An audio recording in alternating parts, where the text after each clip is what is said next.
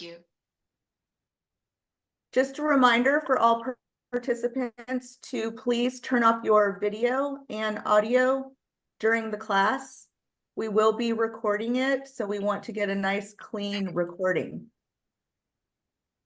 So good afternoon and welcome. I am Rochelle Levan, the Landscape Success Program Chair with the Fort Bend County Master Gardeners.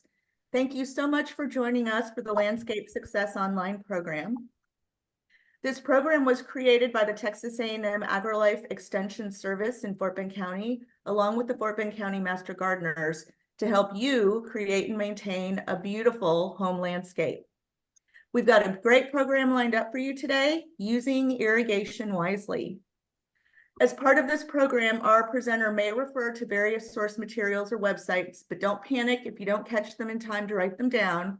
All registrants will receive a follow-up email with a recording of the class, as well as all links to websites or resources mentioned.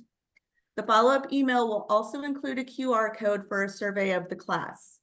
The QR code will also be at the end of the presentation, and we ask that you fill that out for us because it really does help us to prepare for future classes and improve them. So we appreciate your feedback. If you have any questions during the class, please enter them in the group chat. Questions will be answered either during the presentation or at the end of the class. So today I have the pleasure of welcoming our presenters, Fort Bend Master Gardeners Glenn Dressner and Paul DeBroy. Glenn Dressner has been a Master Gardener since the fall of 2005, in which he and his wife Brenda attended the class after their retirement. Glenn is a graduate of Texas A&M, and he and his wife have been active in presenting Aggie rings, whoop, to students for the past 15 years. Glenn has taken specialist training in irrigation efficiency as well as greenhouse management. Besides his interest in volunteering with the Master Gardener program, he enjoys spending time with his 4 grandchildren and giving back to Texas A&M. Paul DeBroy is a Master Gardener intern and completed his training last November. He's originally from Connecticut, but has enjoyed gardening and trying to make things grow in Connecticut, North Carolina, North Texas, and for the past 11 years in Fulshire, Texas. Paul enjoys growing ornamentals, herbs, container plants, and has a large collection of succulents. He recently installed a micro drip system for his ornamentals and is an enthusiastic composter. Paul is married with 2 kids who recently graduated college. When not gardening, he enjoys camping, going to the beach, saltwater fishing, and visiting state parks and Houston art museums. He is currently the vendor compliance manager for Academy Sports and Outdoors and previously worked at JCPenney for 30 years. So we're very, very excited to have both Glenn and Paul here today. So Paul, the stage is yours. All right, very good. All right, well, good afternoon and welcome to Using Irrigation Wisely, brought to you by Fort Bend Master Gardeners. We'll assume for those in attendance that you already have an irrigation system, and this subject is not entirely new. As Rochelle stated, I'm Paul DeBroy. Beside me is Glenn Dressner. We'll be presenting today's program and hopefully answering all of your questions. We'll break midway through the presentation for Q&A, as well as at the end of the presentation. The presentation itself should take about an hour. We'll allow a half hour for questions, and I'll signal Rochelle when we're ready to take those questions. All right, so we begin and end the presentation with what I'll refer to as our nature moment. This is a recent visitor to one of the demonstration gardens maintained by the Fort Bend Master Gardeners. The gardens are located behind the Fort Bend Extension Office here on Band Road in Rosenberg, and we encourage all of our attendees to visit. A lot of the irrigation concepts that we describe today can be viewed in the gardens. I encourage you to just call in advance to set up an appointment if you'd like to see those. All right, we will talk to Earthkind for a few minutes here. And Earthkind Landscaping is considered the banner program of Texas AgriLife Extension Horticulture. It combines the best of traditional horticultural and organic gardening to create low maintenance, sustainable landscapes that provide maximum protection for the environment. Earthkind Landscape Management is based on 20 years of research at Texas A&M University. The number one goal of EarthKind is conservation of water and protection of water quality. And today we'll be focusing on part of the fifth bullet point, which is efficient irrigation. All right, and there are many things that we as homeowners can't control. However, we have direct control over when and how much we irrigate. The next two slides here just briefly talk about the hydrologic cycle. Hydrologic cycle is used to show how water is currently distributed on our planet. The same amount of water exists today as it has for millions of years. However, where it is distributed has changed drastically. Our main source of fresh water historically has been groundwater, and that's diminishing at the same time demand for fresh water increases. Surface water, which are lakes and rivers, must be used to satisfy future demand. And of all the water on the planet, only approximately 2.5% is fresh water. And of that small 2.5%, less than 0.3% is from lakes and rivers. And that brings us to our objectives for this class. So by the end of this presentation, we hope to help you better understand, audit, maintain, and repair your irrigation system. We want to explain how you can modify your system for even greater conservation and savings. We'll review some best management practices and increase your confidence in maintaining your own system. All right, next, Glenn's going to speak to current water issues. The Texas Water Plan is to share with the residents how to manage their water usage more efficiently. Texas has a water plan that is updated each 5 years, and its message is simple. We must make every effort to conserve water. Some basic information from the Texas Water Plan that will better help each of us to understand why conservation is so important. The Texas Water Plan is, if you might want to say, a map that looks at the projections for the period of time from 2020 through 2070. It is designed around the conditions of the state's most serious drought, which was 1950 through 1957. The state of Texas population is expected to grow by 73% by 2070. During severe drought conditions, 12 of the 16 regions located in the state of Texas will not have enough water for all the 6 demand categories. Fort Bend County and Harris County are in Region H, which is one of 16 regional planning groups. The Region H consists of 15 counties, including Fort Bend and Harris counties. It is estimated by 2070 that approximately 60% of the state's population will reside in Region H by 2070. Fort Bend and Harris County are mandated by state law to reduce their usage of groundwater by 30% by 2018 and 60% by 2075 in order to reduce subsidence. According to the 2070 strategy, conservation accounts for 17% of the water usage and reuse water accounts for 25%. Our landscapes must conserve water and be efficient while reducing waste and making the best use of the limited resource.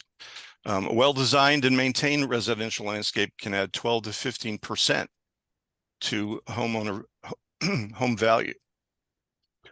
Next, we're going to get into irrigation efficiency here, and there's a couple of percentages here.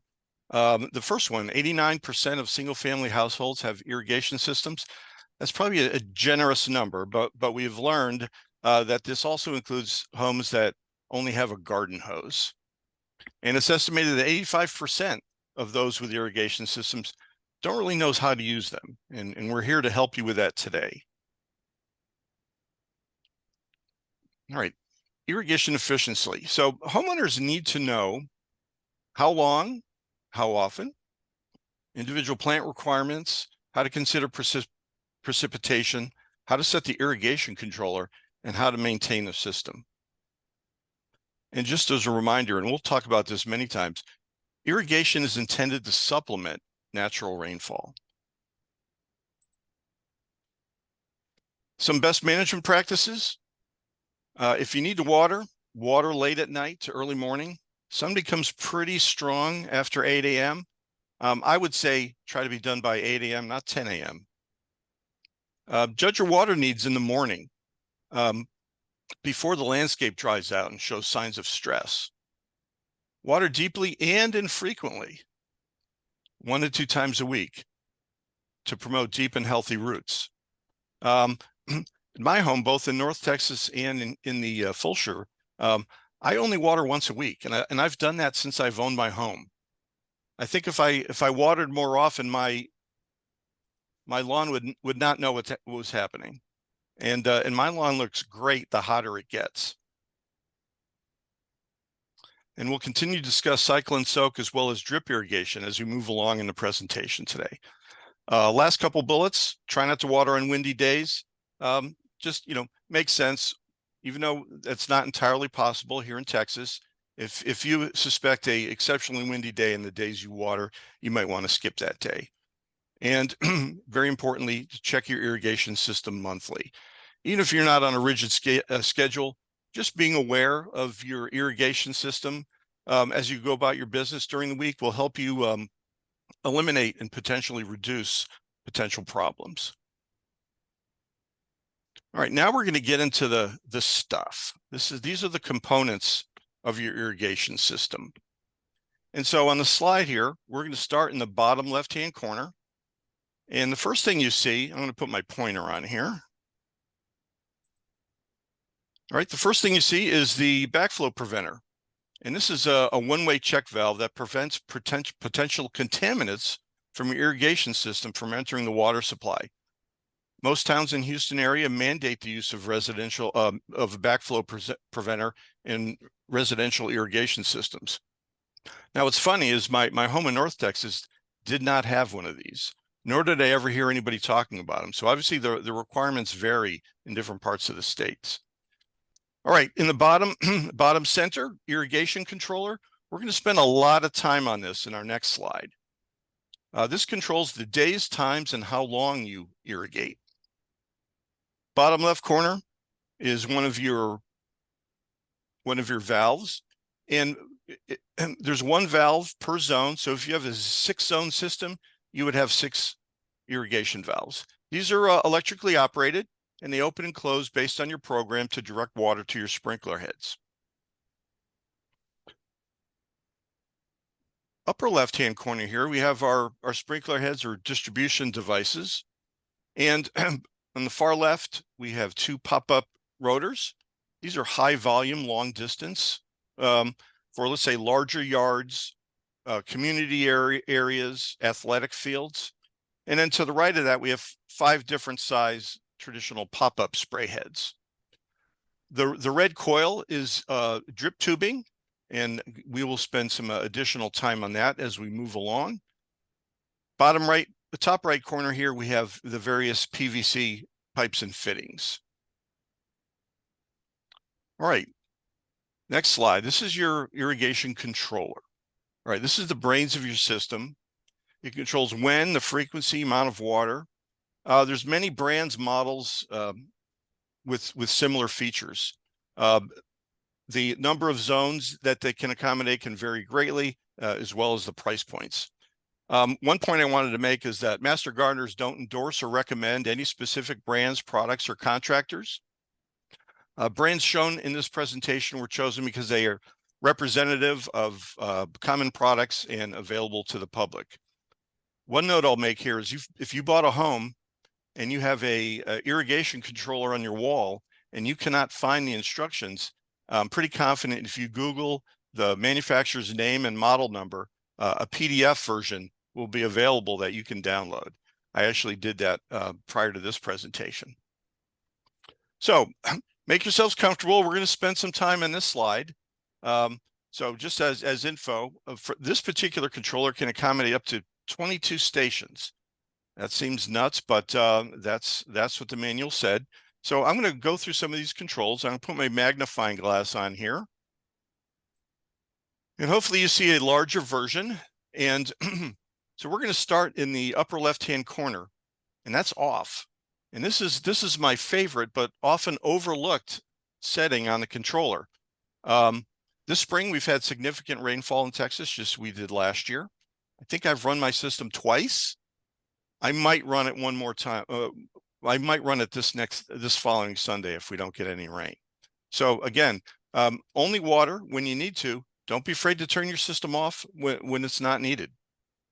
I mentioned earlier I water once a week. So if you consider, you know, the months June through August, if I turn my controller off one time a month, I've saved 25% on the water used for irrigation.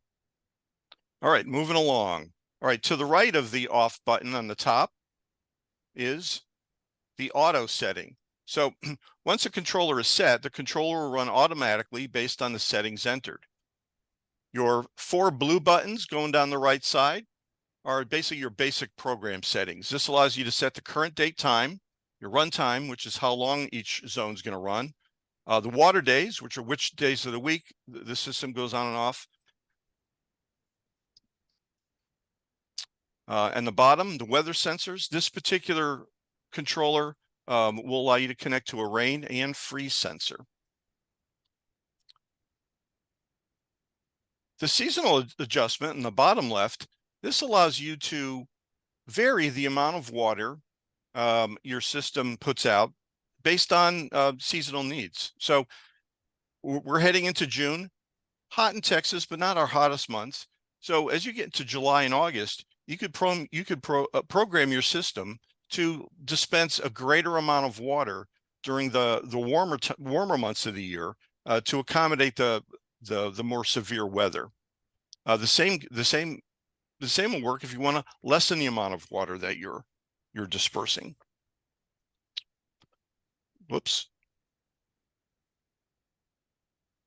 And then the last thing I wanted to mention here is the manual watering button.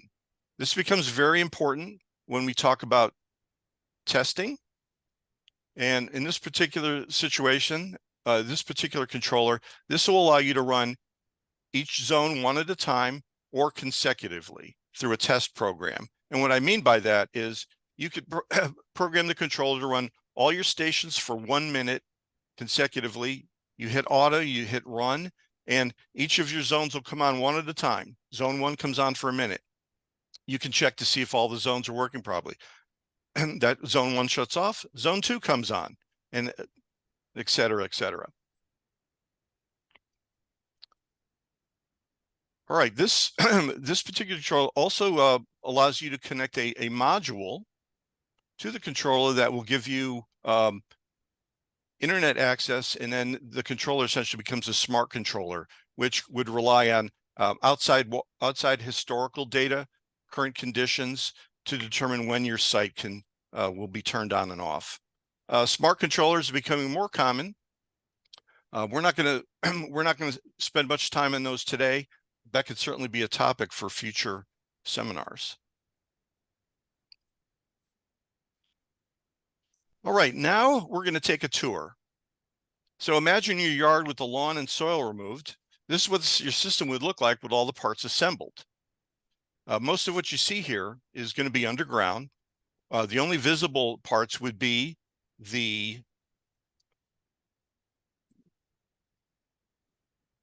get my pointer working again. Your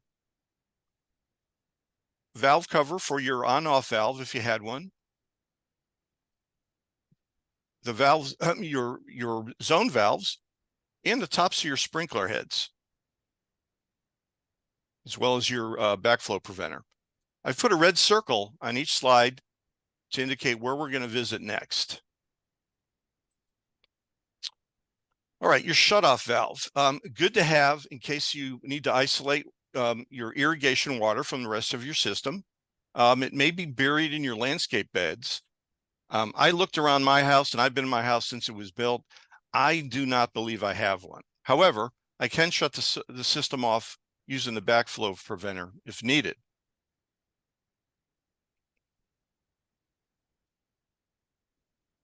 All right, next we're gonna visit the valve box. Now these are the valve box is underground. Only visible part may be the cover. A valve box could contain one or more valves. My home system has 6 zones, 2 in the front, 2 in the back, 1 on each side.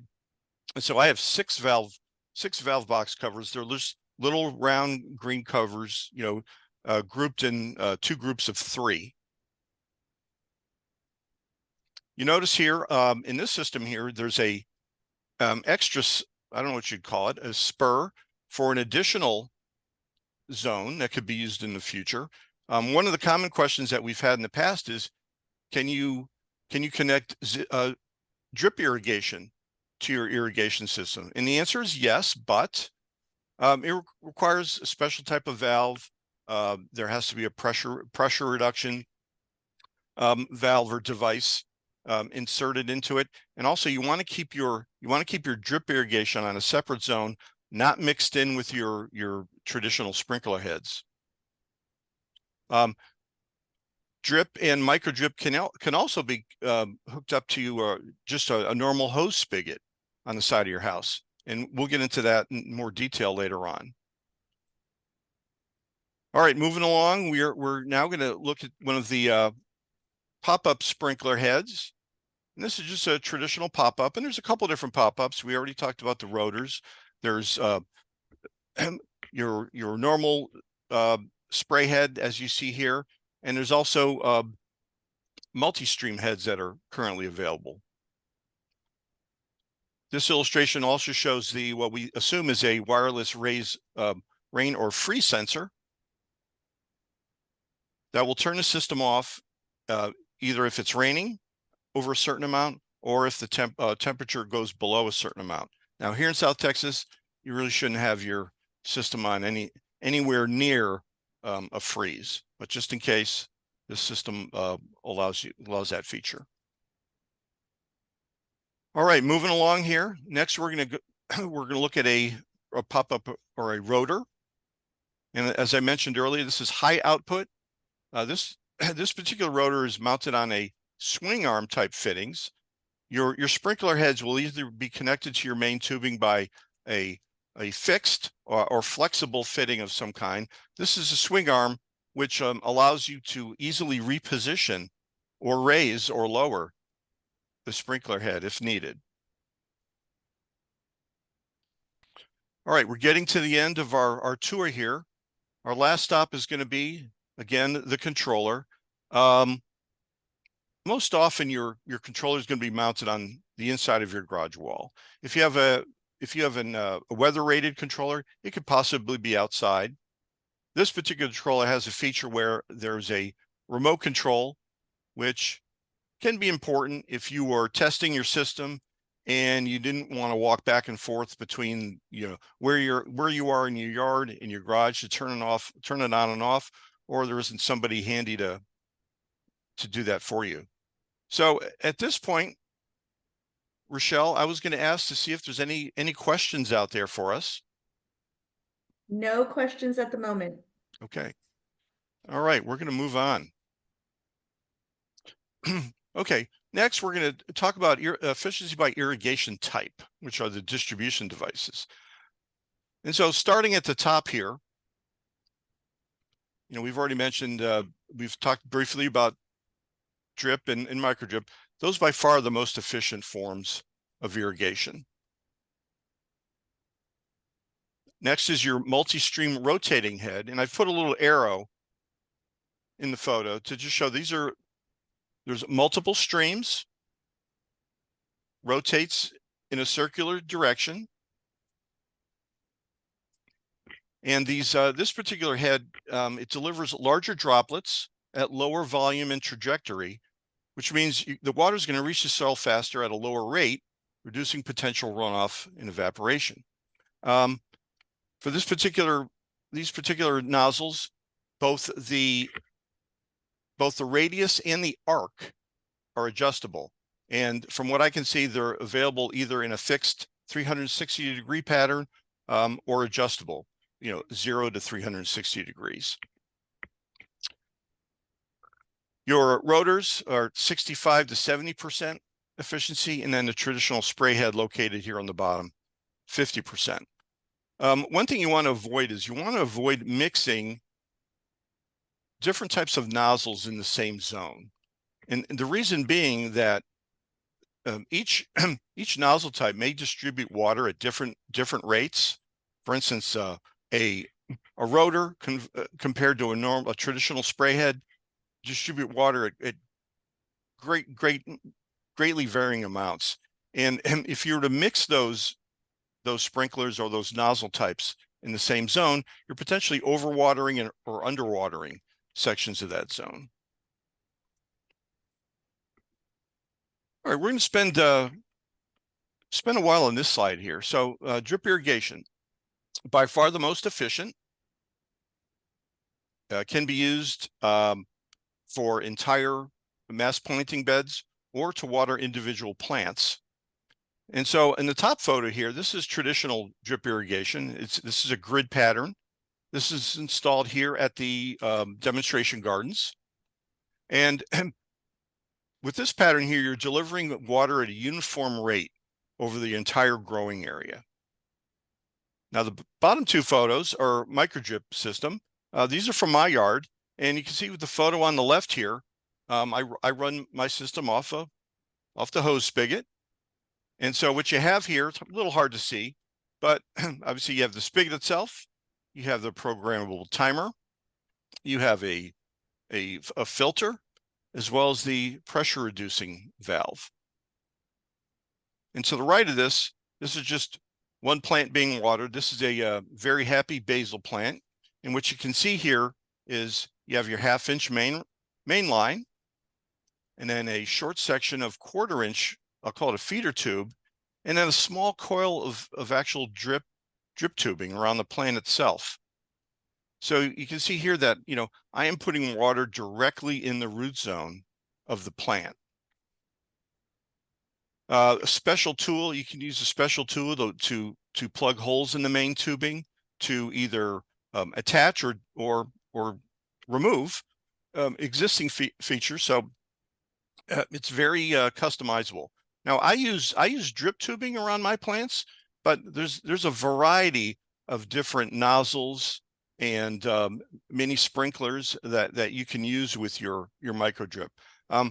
I attended a presentation earlier this winter, and the person giving the presentation used micro drip, but he liked the little dispersing nozzles versus the drip line. And the reason he gave is that he felt more confident if he could actually see the water coming out of the nozzles versus the drip line, which is typically below your mulch, directly on your soil. Now, the micro drip systems and the traditional drip systems can be purchased as kits or as individual components. You always want to refer the manufacturer's instructions regarding spacing, installation, etc. And many manufacturers have pretty elaborate websites, which will have videos and instruction materials to assist you with installation. And as I mentioned earlier, these can be connected directly to your irrigation controller, but require a dedicated zone, most likely installed by a professional licensed installer. All right, so how much water to apply?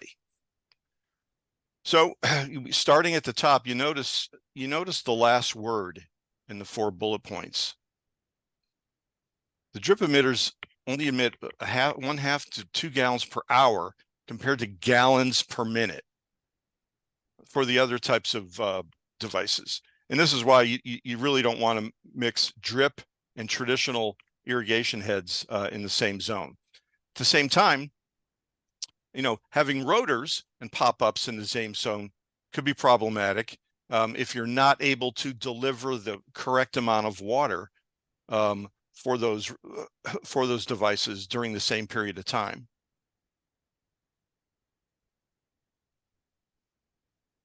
All right, tools of the trade. So if you're going to be performing your own maintenance, it's good to have some tools that'll help you make repairs. You don't need everything shown here. I'm going to highlight a couple of these. The riser remover is used to remove broken fittings between your sprinkler head and your PVC tubing. Often those, my experience anyway, often those fittings can fail, and what you end up with a chunk of the fitting either in your PVC or in the bottom of the sprinkler head itself. And so the way these work is you insert the narrow end of the wrench into the broken piece, push, turn counterclockwise. It should back out the fitting. You can do the same on your sprinkler head.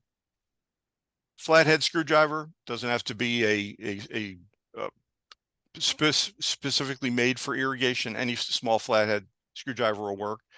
The pop-up sprinkler tool can be very handy, and I'll show you some more about this in the next slide. PVC cutter for either cutting a fixed connector or PVC pipe itself, and a standard utility knife. So this shows how the pop-up sprinkler tool would work. This is very handy if you need to either remove and replace your nozzle, or you want to readjust the direction of your sprinkler head. And the way it works is you insert the narrow end of the pliers. You imagine this sprinkler head in the ground, obviously. Insert the narrow end of the pliers into the nozzle, pull up, hold the riser in place, and then you clamp the pliers around the base, and this prevents the riser from retracting.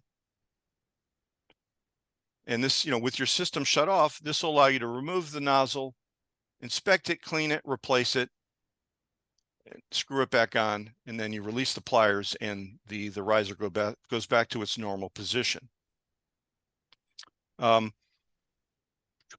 allows you to twist the riser. The riser itself ratchets. And what I mean by that is when you turn it, it'll move in a series of clicks.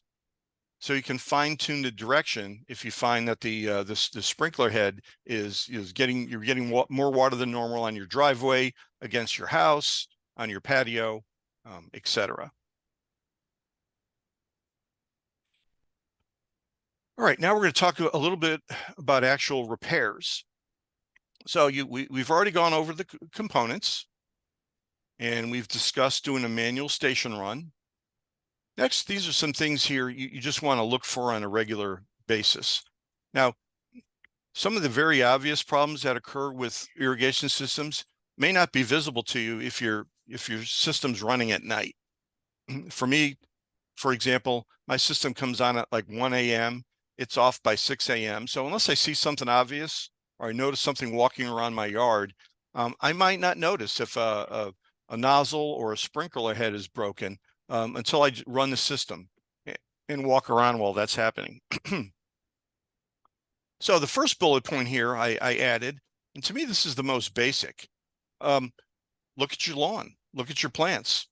The condition of your landscape may be the first indicator that you have a problem with your irrigation system. So for instance, if you have a sprinkler on the corner of your driveway and your sidewalk, and you have a matching, let's say, yellowing area on your lawn during the heat, well, that may be a good indicator that you have a sprinkler head that's not working. The same with your bedding plants. If you see that there's 2 to 3 plants for a specific zone aren't doing as well as others, there could be a problem with the irrigation in that area. Other things are very obvious. Misaligned heads. If you're watering the street and the driveway, the sidewalk, and when I mean watering the street and the driveway, more water than normal, overflow. That may just need a small adjustment to get your nozzle and your sprinkler head back on track. Clogged nozzles. The nozzle could be spraying with an irregular pattern, and it could be a clogged filter, which is below the nozzle, or you could have some vegetation or something like that stuck in. Broken heads or nozzles. Nozzles can get kicked, stepped on, drove over with the car, damaged by the line trimmer. May require the actual nozzle be replaced, and in more extreme examples, you might have to replace the entire sprinkler head. Now, if you have to replace your sprinkler head, be careful putting your shovel in the ground.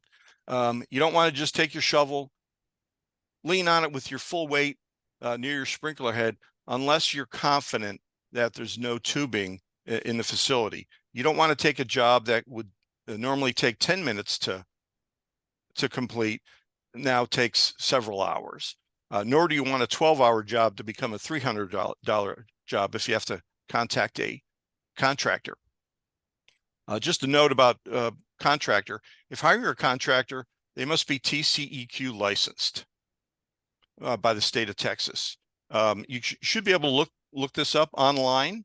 You can certainly ask your contractor and ask them to provide that proof if you are uncertain. You also don't want to forget to audit your drip and your micro drip.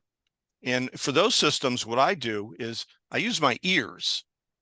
When I turn on my micro drip system, the first sound you hear is just air getting expelled from the system. You know, it makes a popping sound, let's just say. So after the popping and gurgling goes away, the system should be quiet. And so what I do is I walk around, I listen for a solid spray of water. That could either indicate that a connection came loose, or unfortunately in my situation, I've had bunnies that for some reason like to munch on the thin black tubing. So again, use your ears, look at your plants. Between the two should give you a pretty good indication how your system's running. The last one here, broken pipes. This will usually require a contractor to fix.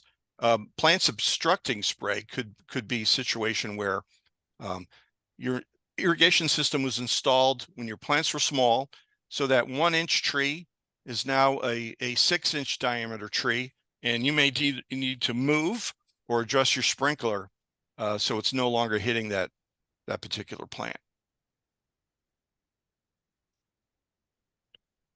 The next few slides here are just different examples of potential problems. The photo here could be caused by either settling of your system over time, or the thatch of your lawn has built up over time, and now actually the level of your soil is higher than the sprinkler head.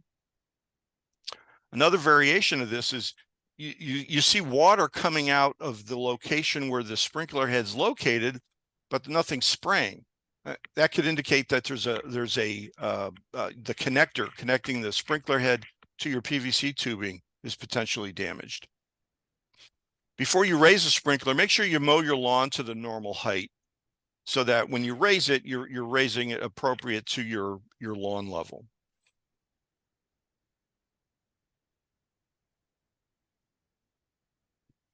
All right, these are two examples of broken sprinkler heads, bent sprinkler heads. Not sure what happened here on the left. This is obviously a taller than normal pop-up sprinkler.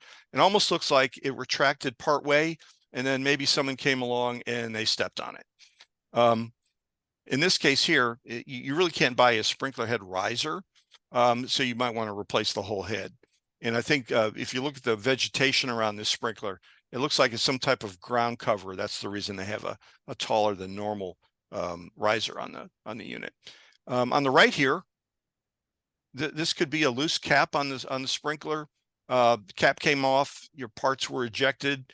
You know, if you could round up all the parts and they're in good shape, potentially you could reassemble and still use the sprinkler. If not, the sprinkler head, if not, you'd have to replace it.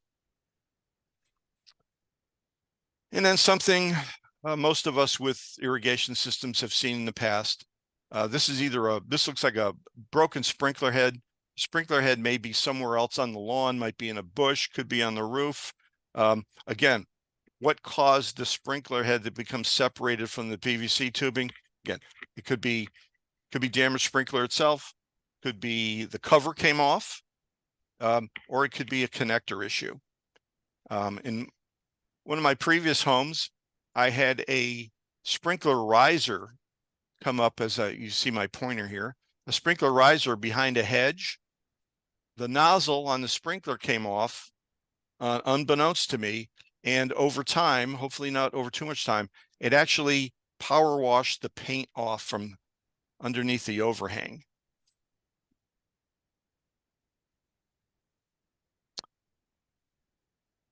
In this example here, we talked about block sprinkler heads. So, imagine this tree 20 years ago, when it was much smaller. The tree has grown, and now, a large part of the spray pattern of this sprinkler head is hitting the tree, obviously not reaching the lawn area behind it.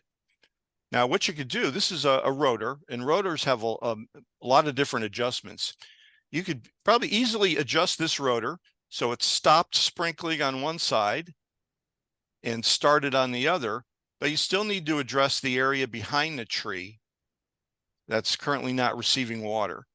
So in this case here, you may either need to move the sprinkler head itself or adjust other sprinkler heads nearby to cover that area that's currently being missed. The swing arm assembly we mentioned when we took our tour of the in-ground system could potentially help you with this situation. And this is a situation where you may have too much pressure in your system. You see they're only getting mist out of these sprinkler heads, which is probably not even, very little of it is actually reaching your lawn. Most irrigation systems designed to work between 30 and 40 PSI. If the source for your city is stronger than that, you may need to install a pressure regulator to just reduce the pressure in your system, or use a pressure regulating sprinkler head.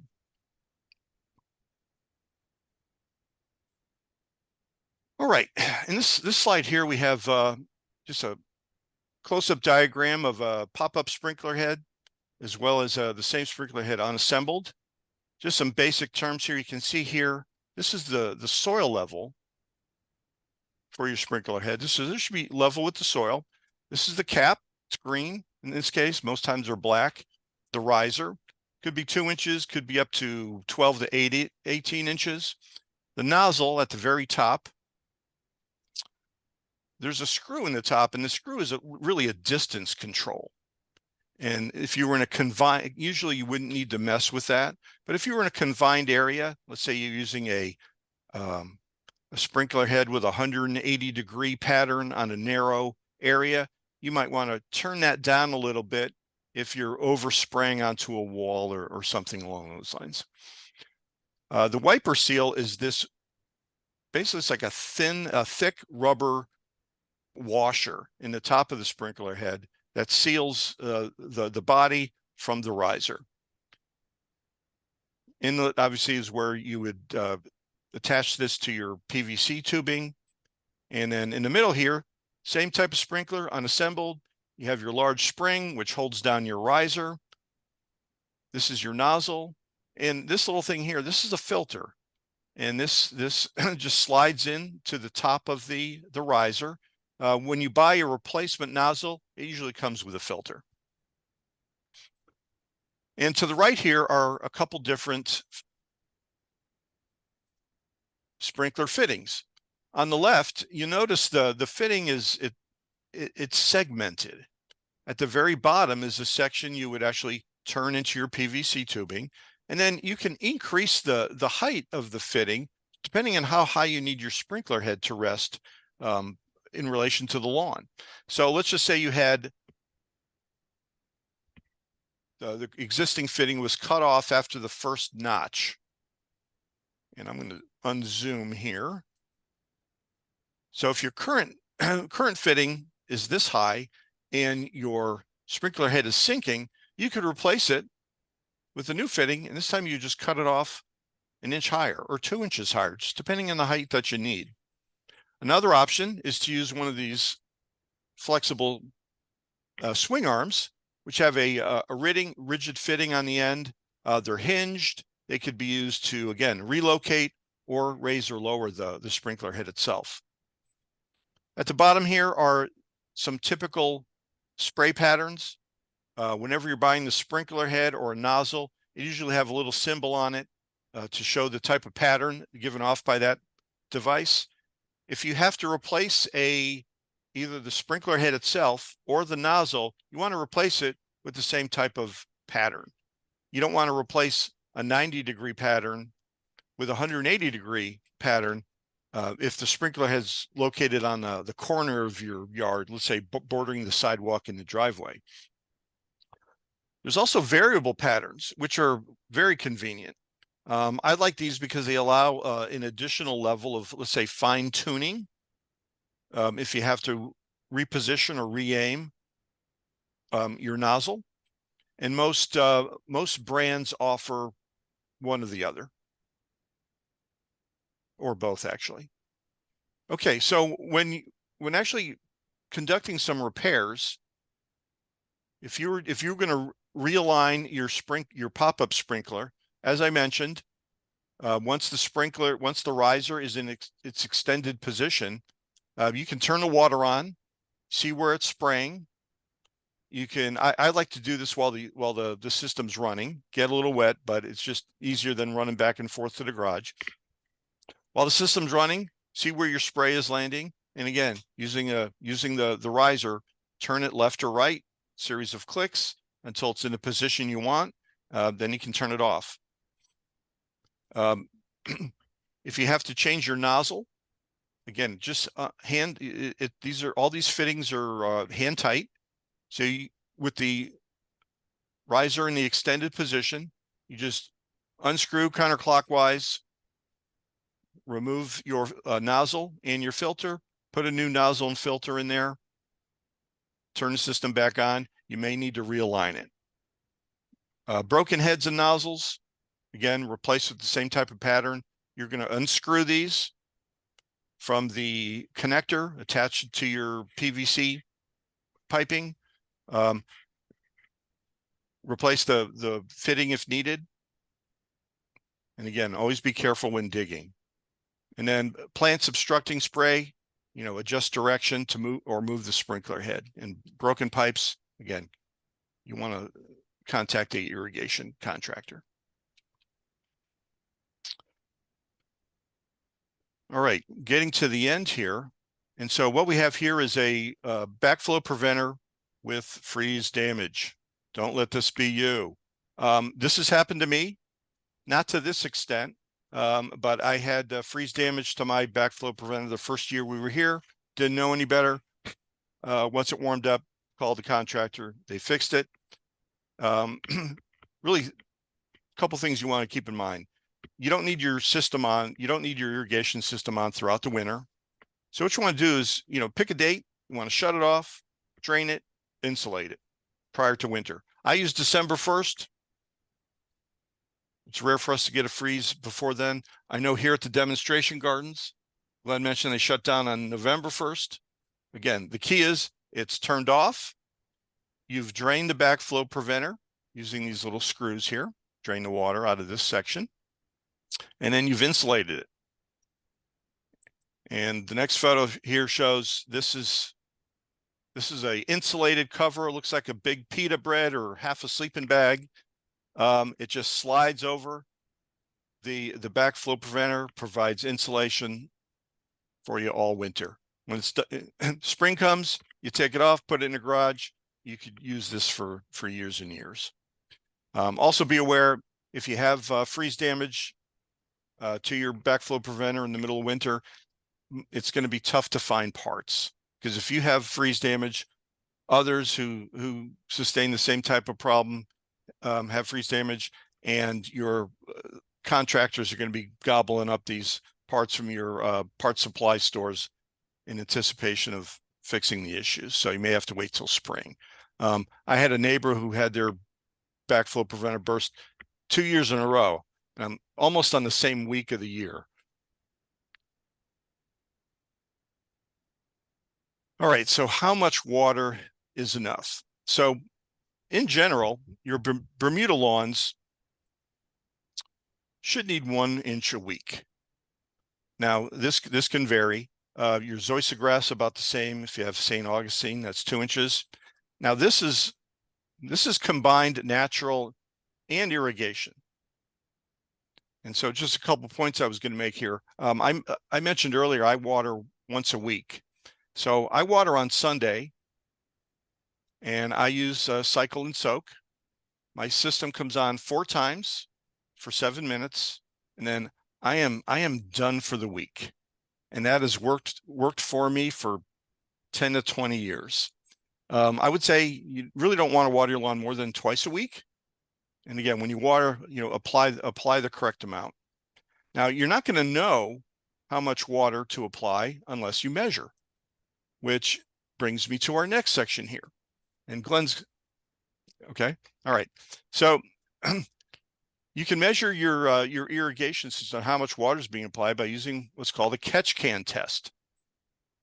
So in the photos here, we have a more sophisticated version on the left, less sophisticated version on the right, but they really can accomplish the same thing. The catch cans on the left, again, these could be purchased through Texas A&M. Texas A&M actually has a whole site dedicated to this, which includes a video. You space out your collection tubes at predetermined intervals. You run your system for a certain period of time, let's say 10 to 15 minutes. You measure how much water has collected in the device, and you really just extrapolate. So if you were to run your system for 10 minutes, you measure the amount of water, you multiply by 6. If you do it 15 minutes, you multiply by 4. The same can be accomplished using a less sophisticated version. On the right here, this could be a tuna can, this could be a cat food can. You just need to be able to, use a ruler or something else to measure the water in the can once you've completed your test.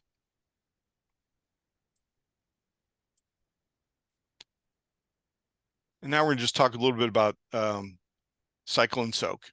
So the best way I can describe this is you water, you wait, and you water.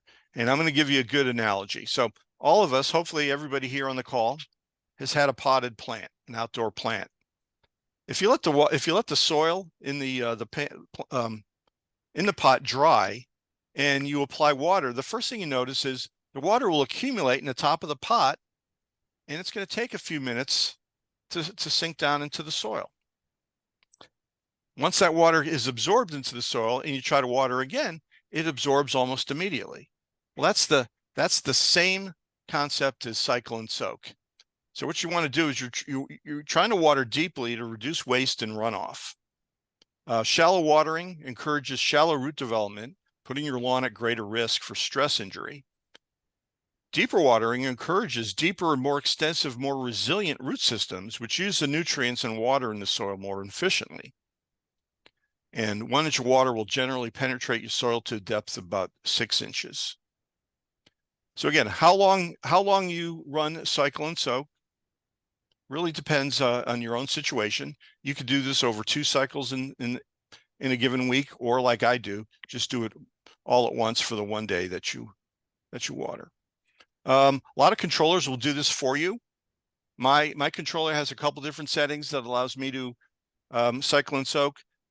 However, within each cycle, I have to have the same length of watering. So I can't have the same cycle doing 5 inches for 5 minutes for cycle and soak, and then another zone for or another cycle for 7 minutes. They all have to be the same. More sophisticated controllers most likely will give you greater flexibility. And in getting to the end here, there are new irrigation smart technologies out there that use remote sensing locations and historical data, as well as moisture sensors that allow your greater fine tuning of your individual system to only allow you to water when it's absolutely needed.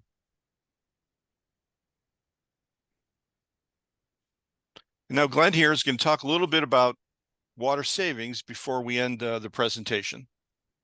We're all about, saving water, but we're also about saving money. This slide was an actual water bill from one of our master gardeners who had taken the specialist irrigation efficiency training. She took the lessons learned in the class and started to do an audit of her irrigation systems to reduce the water consumption for a 1-year period. She also did an audit of our irrigation systems, but she also audited the inside of her house to look for leaking things if they were there, from toilets to whatever.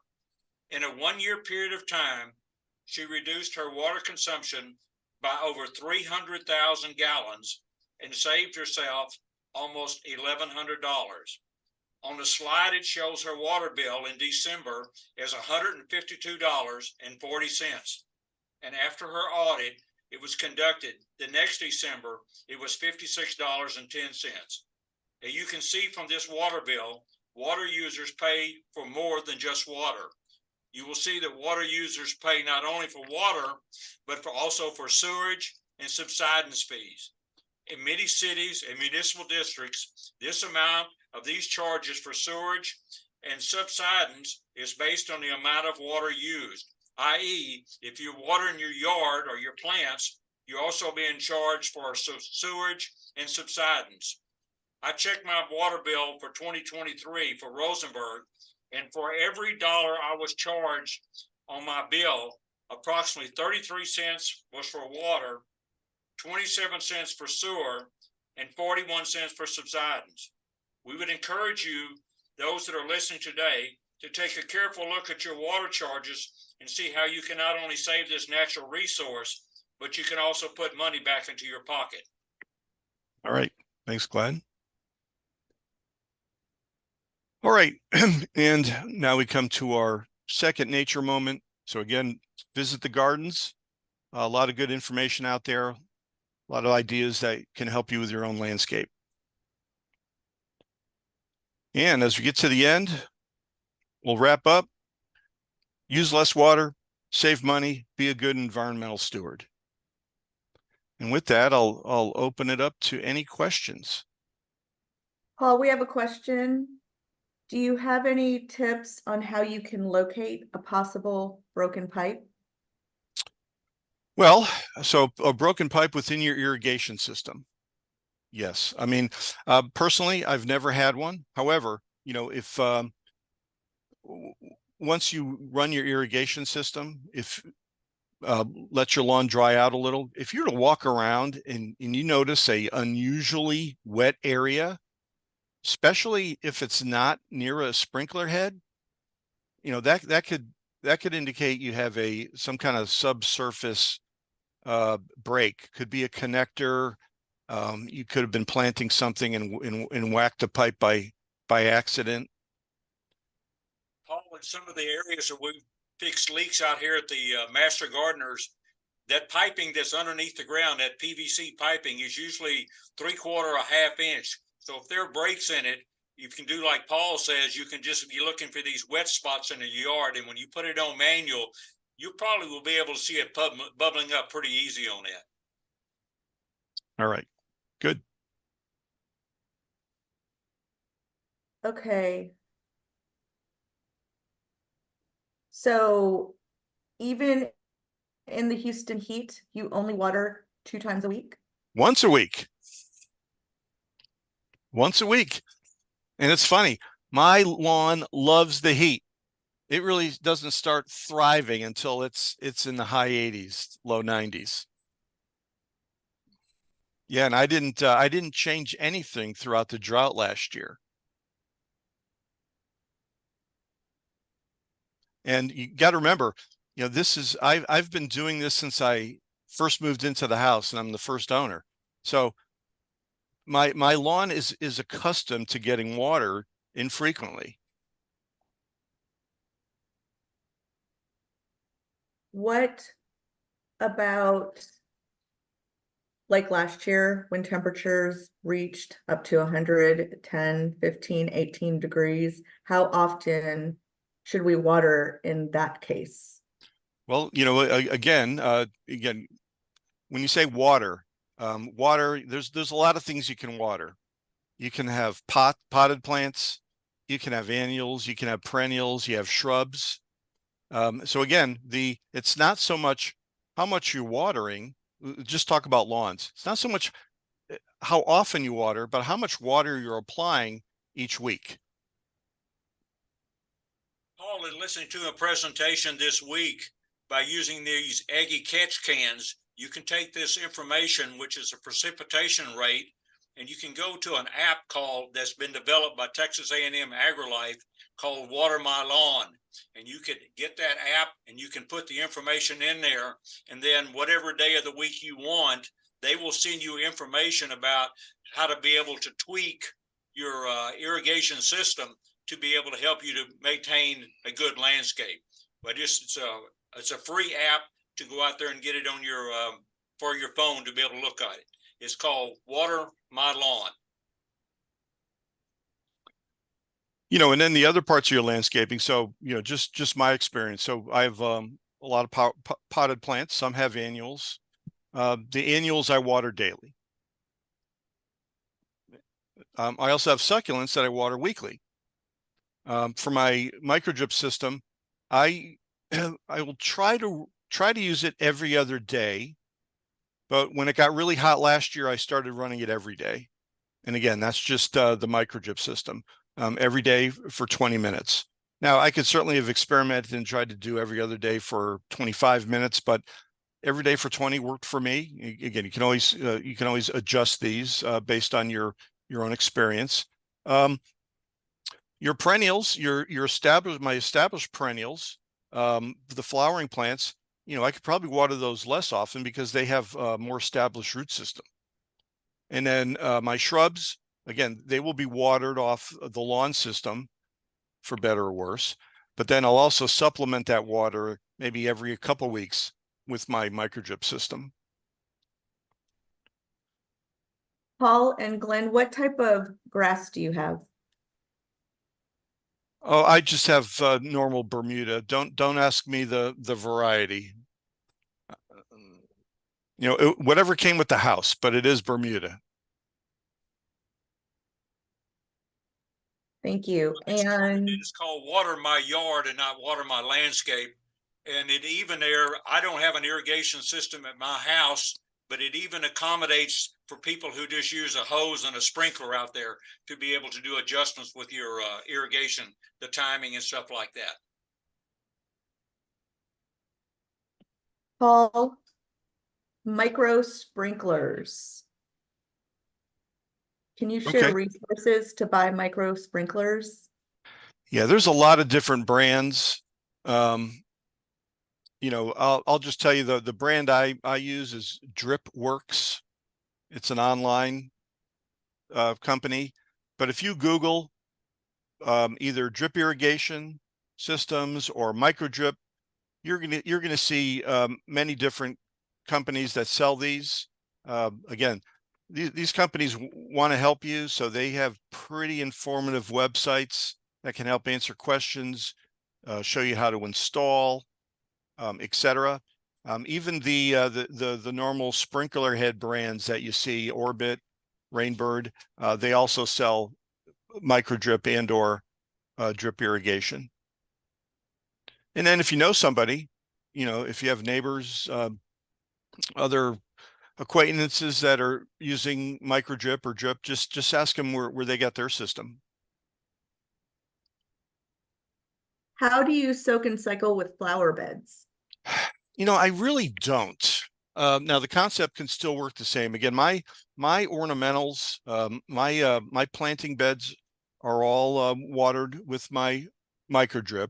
And as I explained, I water every other day unless it's really hot, and then every day once it gets close to 100. On my yard, because I don't have a sprinkler system, I use it off the hose bib, and I have three connections off that hose bib that I can program each one of them, and I have drip irrigation spread out through the beds, and I water my plants just with that. And really, the whole point of cycle and soak is to, you know, allow your soil time to absorb the water between watering cycles. If you're using drip or microdrip, you know, you're applying water directly to the soil or the root zone of the plant, so it's really less important in those situations. But the key is, you know, you always want to water, you know, deeply and infrequently when possible. Just another piece of information to add to that. We had another class, and I will put the link here, but you can also go and view all of the landscape success past classes and recordings.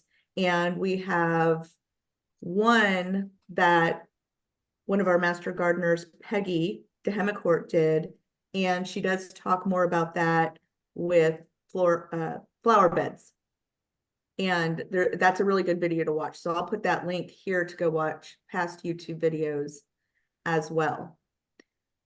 Paul, so someone heard River Oaks homes have 2 meters, one for the house, one for the irrigation. Have you heard of normal folks doing this? Now, when you say like what, water meters? David, can you unmute yourself and clarify? David Nowak?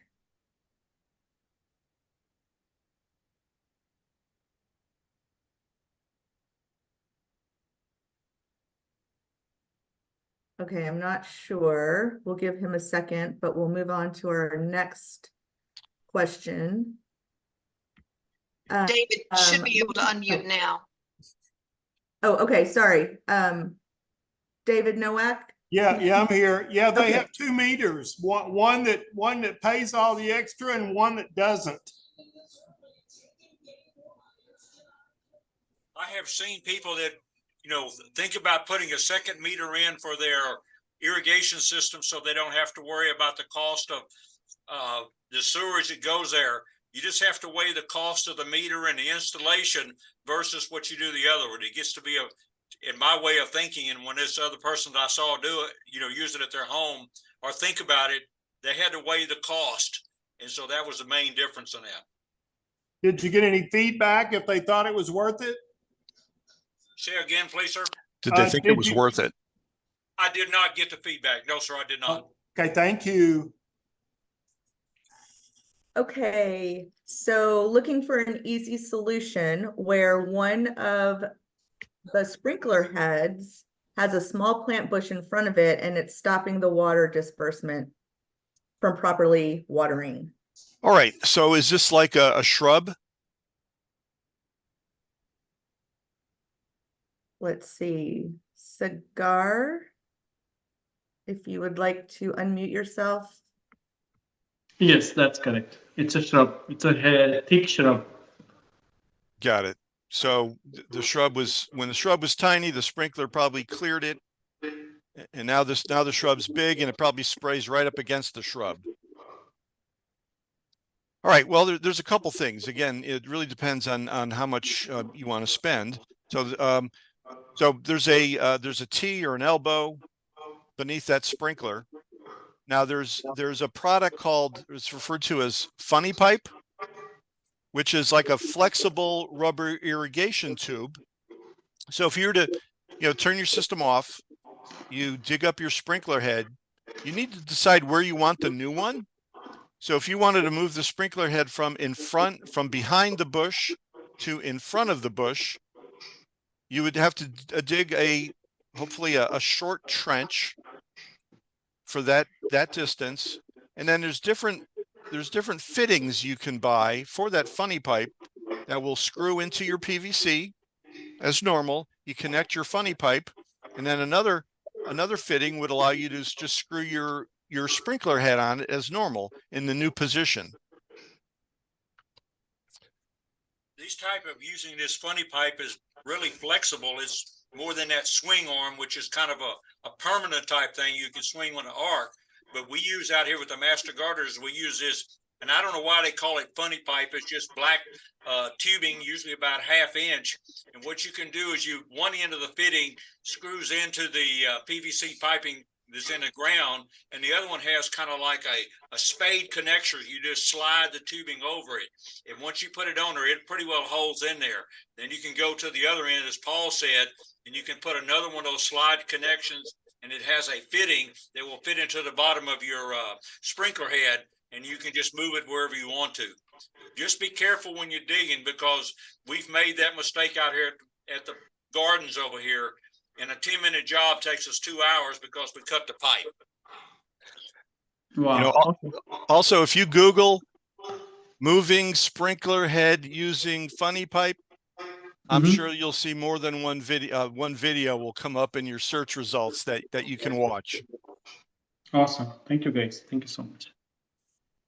Paul, can you repeat your recommended hours for watering? Oh, yeah, really, after 6 p.m. before 10 p.m. technically, but again, evenings or early morning.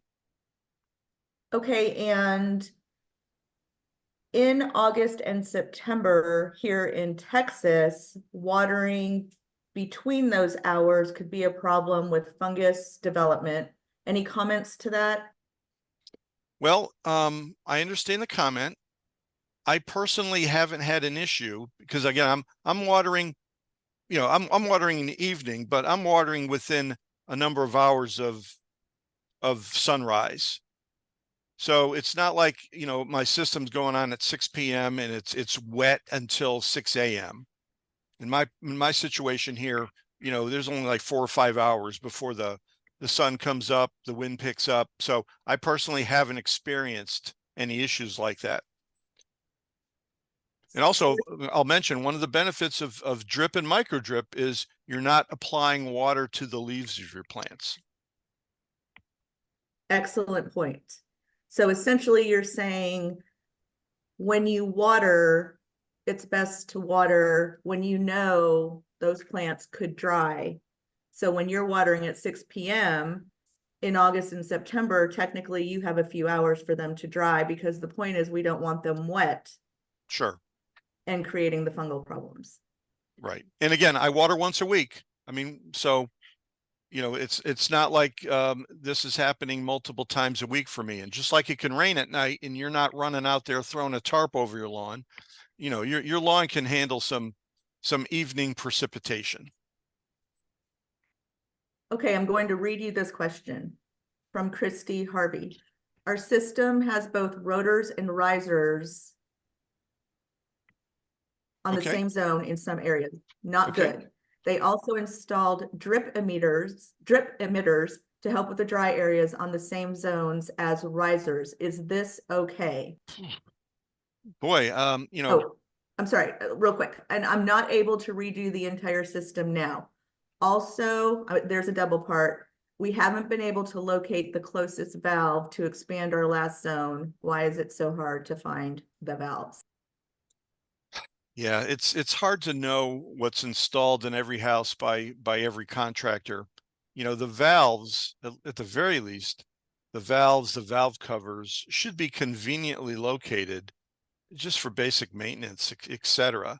And if you have single valve, if there's a single valve cover for each valve and another one needs to be added, well, that's probably the ideal location to do that.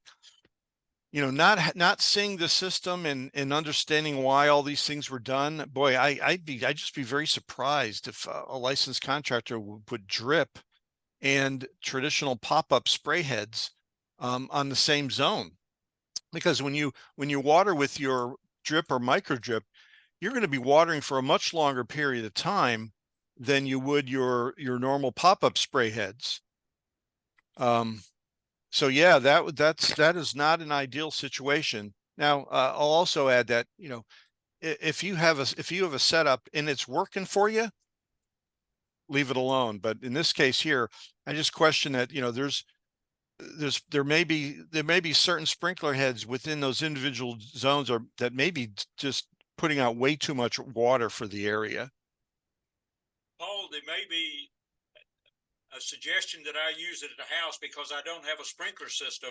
You may want to put your drip and your spray, those little micro sprayers on that, on your hose bib. You can buy a timer that fits onto your hose bib that's on the outside, and they can have 3 to 4 connections. So you can have 3 to 4 different zones off of one hose bib off the side of your house, which is why I do mine. I do all my beds in the front yard with this hose bib timer that's on there, and it works good. Okay, question about raised beds for herbs and vegetables. Somebody would like to use soaker hoses. How many feet per line is best? And should you lay the soaker on top of the dirt? So I have an herb bed and I use the micro drip. I use a soaker hose around one of my trees. You know, this I'm not an expert or have a lot of experience with soaker hoses. Again, you know, manufacturer may have some recommendations, but you know, if it's a narrow bed and let's say there's 2 rows of plants, you know, I think you'd want the soaker hose to basically border each row. And I'm thinking one, boy, I don't know how you even say this, you know, one length of soaker hose on against each row of plants should do the trick. And again, this is something you could also test. You know, you could put, yeah, and I would put the soaker hose beneath the mulch, again, reduce evaporation, water closer to the soil and root zone. You could experiment. You could do what I just described and see how it works. If you needed to have, let's say, 2 lengths of that soaker hose on either side of each row, you could also try that. But again, there may be some recommendations online from the manufacturer. They may even have some layout recommendations you could use. Say, Paul, I guess we forgot to mention it a while ago, but when you do that grid work by using that soaker hose, that drip tubing, the spacing between those are somewhere between 12 to 15 inches. So if you lay out a grid work in your bed, that's what I have in mind. And I just have them about over 12 to 15 inches. If I decide to add a plant later on, I've already got the drip tubing there ready to go. And because it's such a small amount, I don't see it as being a big issue when we're talking about gallons per hour versus gallons per minute. And most of that soaker hose is probably around 1 gallon an hour that you're putting out on those. And so you can do multiple plantings with this grid work that you have out there. In the past, I've had vegetable gardens and I've used soaker hoses, and again, one length of hose along each row seemed to work pretty good. Paul, in the raised beds that we have out here, and you're welcome to come out and visit them, we'd encourage you to look at them. There are probably some 16 beds, and they ran funny pipe to the bed itself, and then they lay drip tubing inside of each one of these, and they come off of a controller that waters these beds all the time. And you're welcome to come out here and look at them. It works well. They produce a lot of food that the Master Gardeners donate to the food pantries here in Fort Bend County. Question, what width is more efficient, drip or micro drip off a hose bib to water patio spots? I think it's a tomato type of thing. You know, it's really gonna come down to preference. And you know, let's just face it. There's no perfect solution to everything. You know, when you're using either drip or micro drip, there are a couple downsides in that you got to be more careful in your planting beds because your tubing is below the mulch, and you know, you just can't go crazy in there with a rake, or you're going to pull up your tubing, or you need to be careful where you step. Now, having used the micro drip, one of the big benefits that I see is that I'm only putting water on the plant, and it really keeps the weeds down in the rest of the bed.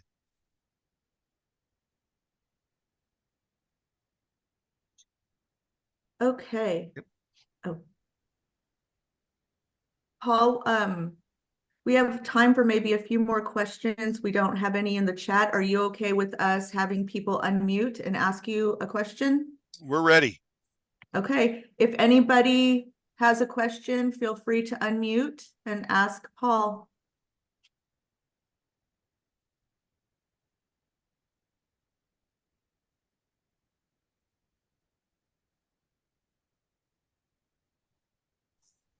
I'll go. Hi, Paul. I'm Sandy, and thank you for the presentation. Can you hear me? I can. Can you hear me?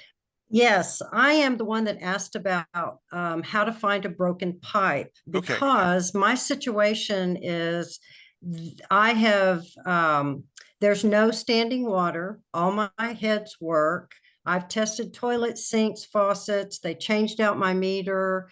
But when I use my front irrigation, because I only have it in the front, the gallons uses jump by about 4,000 or 5,000 gallons. And I don't have a pool. So I don't know where this water is going, and we can't determine. I mean, my front yard is kind of on a hill, so there's no runoff in the street. Right. I don't know what to do, but I've paid 2 people to come out and tell me if I have a leak somewhere, and both of them have said no. So I'm just throwing more money at this problem, and it scares me to even use my system. Last year, I kept praying my yard would make it because I was not watering it like I should have. It Yeah. looks great right now. It looks fantastic now. Yeah, and unfortunately, I'm really not qualified to give you much more advice than, some of the things you've already mentioned. In one of those would be hiring a contractor. Yeah, that seems like obviously a unreasonable amount of water that you're using for irrigation. So I'm assuming that it always hasn't been the case. No, it hasn't. Now, the first freeze that we got the year after I got it, I don't know, 2019 or whenever it was, I did lose the backflow preventer part. I had to buy that copper piece, but I mean, I don't have grass mounds that are green and the rest of it's dead. I mean, I don't know what to do. So I just thought I would throw that out there. Yeah, I just don't want to steer you in the wrong direction. It's really not our area of expertise. No worries, no worries. We'll see how it does this summer, and I don't know. It's kind of that, like you said, the tomato. I mean, do I pay the high water bill and just, which is less than hiring somebody, or do I continue to keep paying, $300 or $400 every time somebody comes out to look at it? So Now, how many sprinkler heads are there? there's only, well, I don't know how many heads there are. There's 4 zones. 1, 2. I mean, I think there's maybe 9. No, there were 4. Yeah, there's like maybe 9 to 11. 9 to 11 sprinkler heads Uh-huh. and 4 to But- 5,000. Now, how long are you watering? I'm only watering about 5 minutes. Yeah, that's crazy. I mean, with the number of heads you described, I'm not even sure it's possible for them to disperse that much water. I know. So it's been a big mystery for a couple of years now. Anyway, but thank you. I appreciate it. This has been Okay. really good. I All right. really have enjoyed it. Thank Great, you. thanks. Good luck. So I have one, rainwater. I asked it out at Pavlock Farms. I said, how come rainwater is so much better than city water? And he explained to me that the water droplets come down through the sky and they pick up all the nitrogen.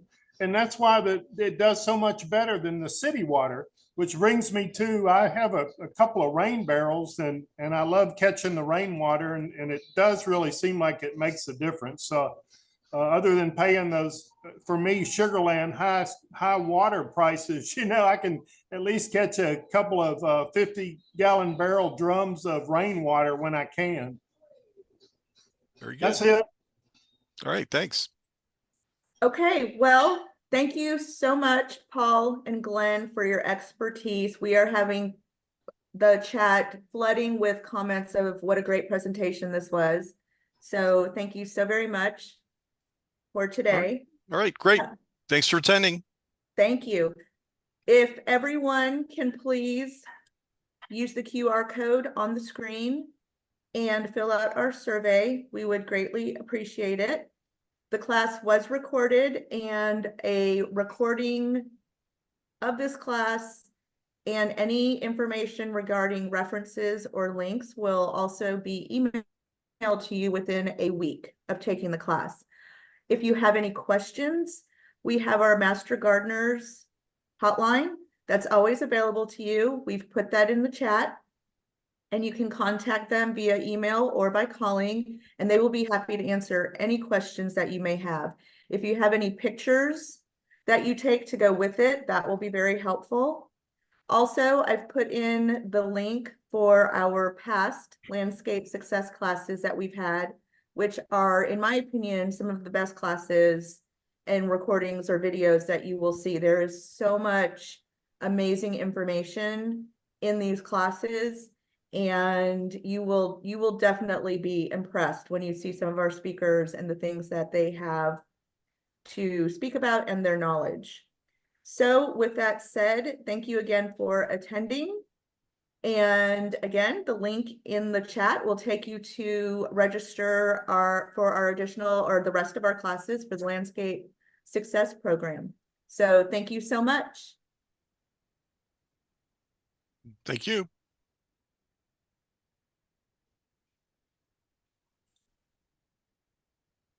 Okay, Susan, we can stop recording. I sure will.